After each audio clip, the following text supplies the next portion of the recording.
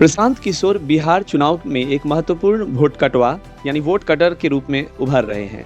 उनकी पार्टी जनसुराज ने बिहार की 243 विधानसभा सीटों पर चुनाव लड़ने का ऐलान किया है, जिससे बिहार की पारंपरिक दो पार्टियों एनडीए जो कि नीतीश कुमार की अगुवाई में है और महागठबंधन आरजेडी कांग्रेस गठबंधन के बीच की सीधी टक्कर अब त्रिकोणीय मुकाबले की ओर बढ़ रही है।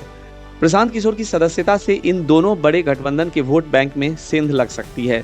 सर्वेक्षणों के मुताबिक अगर जनसुराज पार्टी महागठबंधन के वोटों में से 5% भी वोट काट लेती है तो एनडीए को फायदा होगा, और अगर एनडीए के वोट काटती है तो महागठबंधन को फायदा होगा। कुछ सर्वे कह रहे हैं कि वो दोनों पक्षों के वोट काटकर तीसरे विकल्प के रूप में सामने आएंगे। प्रशांत किशोर ने युवाओं, सवर्ण जाति, मुस्लिम और अन्य समुदायों के उम्मीदवार उतारकर व्यापक चुनावी आधार तैयार किया है, जिससे वे व्यापक वर्गों में लोकप्रियता हासिल कर रहे हैं।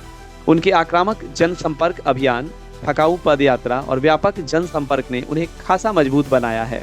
युवा मतदाता भी उनकी तरफ आकर्षित हो रहे हैं।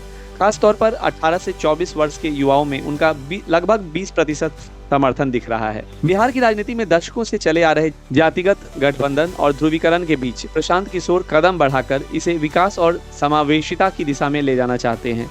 हालांकि उनके राजनीतिक विरोधी अभी भी उन्हें वोट कटवा पार्टी ही बताते हैं, पर प्रशांत किशोर इसे स्वीकार करते हुए कहते हैं कि वे एनडीए और महागठबंधन दोनों के वोट काटकर नया समीकरण बनाएंगे और बिहार की राजनीति को बदल देंगे। इस प्रकार प्रशांत किशोर बिहार चुनाव में तिहरे मुकाबले को जोरदार बनाकर दोनों बड़े गठबंधनों के लिए चुनौती पैदा कर रहे हैं, इसलिए वे एक निर्णायक वोट कटवा साबित होंगे।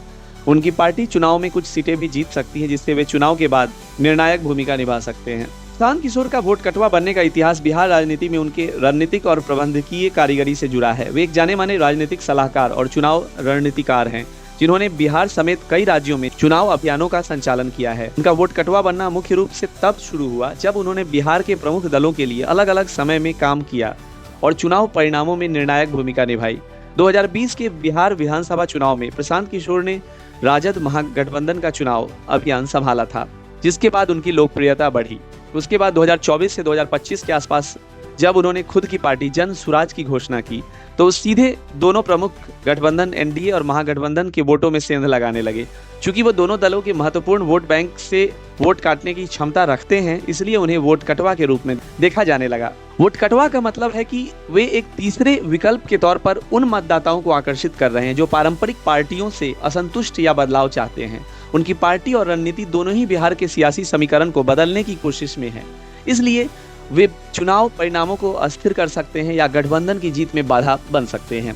प्रशांत किशोर का वोट कटवा बनना उनकी राजनीतिक रणनीति, व्यक्तिगत लोकप्रियता और तीसरे विकल्प की भूमिका के कारण ही हुआ है, जो बिहार की राजनीति में नई धारा लेकर आया है और दोनों बड़े गठबंधनों को चुनौती दे रहा है।